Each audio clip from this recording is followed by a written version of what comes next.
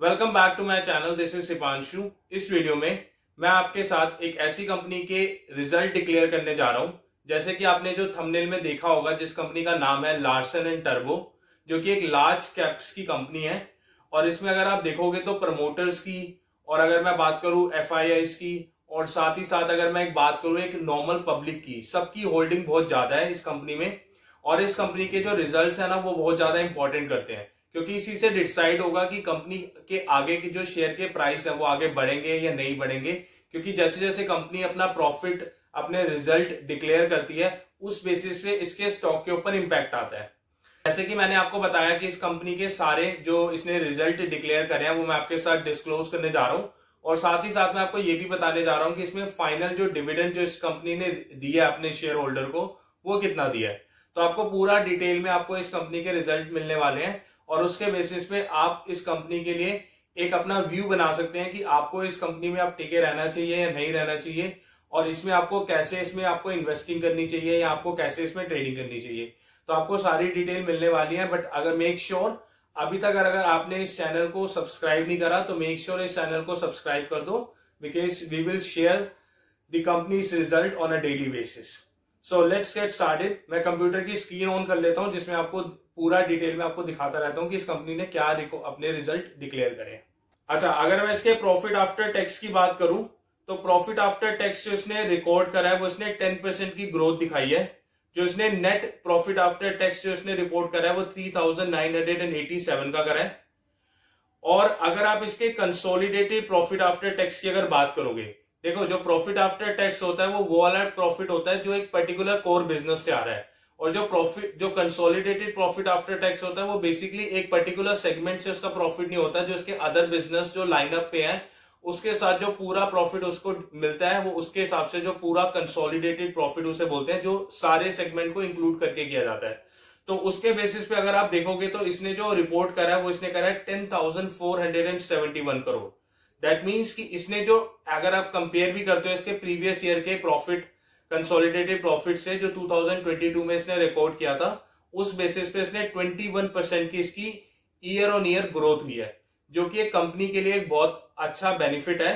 But आपको इसमें एक चीज ये भी याद रखनी होगी, जो इसने 10,471 करोड़ का जो इसने प्रॉफिट आफ्टर टैक्स जो इसने डिक्लेयर करा है, जो कि कंसोलिडेटेड है, उसमें 97% जो 97 करोड़ रुपीस है वो इसका एक डी इन्वेस्टमेंट हुई है, जो कि mutual fund business of the services segment पे offset by one time charge due to measurement of the wholesale loan asset of financial service segment at fair value.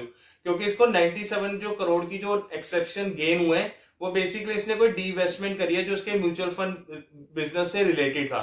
तो इसके 97 करोड़, अगर आप इसको 10,000 जो 471 करोड़ का इसने जो कंसोलिडेटेड प्रॉफिट जो इसने रजिस्टर्ड करा है, उसमें से अगर आप 97 करोड़ अगर आप हटा भी देते हो तो उस बेसिस पे भी इसने जो ऑलमोस्ट जो प्रॉफिट आफ्टर टैक्स जो इसका कंसोलिडेटेड है वो इसने ऑलमोस्ट डिक्लेयर करा है 10,380 के करीब। तो अगेन अगर आप जो 21% मैंने आपको प्रॉफिट बताया वो आप 20% भी कह सकते हो और 21% भी कह सकते हो। अगर आप उसके जो एक्सेप्शन गेन जो है 97 करोड़ का अगर वो इसको इंक्लूड करते हो तो उस बेसिस पे तो इसका एक 21% से इसने ग्रोथ करी है। अगर आप वो 97 करोड़ को हटा भी देते हो तो ऑलमोस्ट इसने 20% की ग्रोथ करी है, जो कि एक बिजनेस के लिए बहुत अच्छा पॉजिटिव पॉइंट है। जो इसने पिछले साल डिविडेंड जो डिक्लेयर करा था वो 22 रुपीज का था, और इस साल जो इसने डिविडेंड डिक्लेयर करा है वो 24 रुपीज का है। अब इसके स्टॉक के प्राइस मूवमेंट में भी देख लेते हैं कि स्टॉक के प्राइस कैसा रहा है। अगर आप इसके स्टॉक को देखोगे तो आज ये ऑलमोस्ट 0.065 से डाउन है। दैट मींस कि इट्स ऑलमोस्ट लाइक फ्लैट है, जितने का ये ओपन हुआ था उतने का ही है। तो आज की डेट में इसकी कोई मूवमेंट तो इसके अंदर आई नहीं है। और अगर मैं इसके बेसिकली एक साल का अगर मैं इसका चार्ट देखूं तो इसका ये ऑलमोस्ट ये जब ओपन हुआ था, अगर आप इसको देखोगे तो एक साल के अंदर इसने बहुत अच्छी ग्रोथ दी है, जो कि ऑलमोस्ट ये यहाँ पर इसने 1600 का था, और ये जो अभी तो जो इसकी क्लोजिंग जो है वो 2372 की है। दैट मींस कि ये ऑलमोस्ट 51% का इसने गेन दिया है एक साल के अंदर। तो जैसे अगर आप इसको देख रहे हो कि ये फंडामेंटली बहुत अच्छा कर रहा है, तो साथ ही साथ इसका टेक्निकल में भी बहुत अच्छा दिख रहा है। तो एक साल में इसकी बहुत अच्छी ग्रोथ रही है। और अगर आप इसके 5 साल की अगर आप इसकी ग्रोथ देखोगे तो 5 साल में इसने कुछ ज्यादा अच्छा नहीं करा, क्योंकि ऑलमोस्ट अगर आप इसका देखोगे तो ये 13 मैं इसके चार्ट्स को ले जाता हूँ। तो अगर आप देखोगे यहाँ पर इस पर्टिकुलर पॉइंट पे, तो जो स्टॉक का प्राइस था वो 1387 था, और जो अभी ये जो है ये बेसिकली ये है 2372 का। तो इसने ऑलमोस्ट जो इसने दिया है वो 71% का दिया है। तो जिन्होंने एक साल पहले लिया था उनके तो बहुत अच्छा प्रॉफिट रहा है, क्योंकि उन्होंने ऑलमोस्ट 51% का इन्होंने प्रॉफिट करा है। तो जैसे कंपनी ये अच्छा प्रॉफिट डिक्लेयर कर रही है और इसके प्रॉफिट आफ्टर टैक्स और इसका कंसोलिडेटेड प्रॉफिट भी इसका ईयर ऑन ईयर ग्रोथ कर रहा है, तो एज एन इन्वेस्टमेंट पर्पज से तो अगर देखोगे तो ये बेसिकली इसे होल्ड में रखना चाहिए, और इस स्टॉक में आप अभी और पोजीशन क्रिएट कर सकते हो, क्योंकि ये स्टॉक बहुत अच्छा परफॉर्म कर रहा है।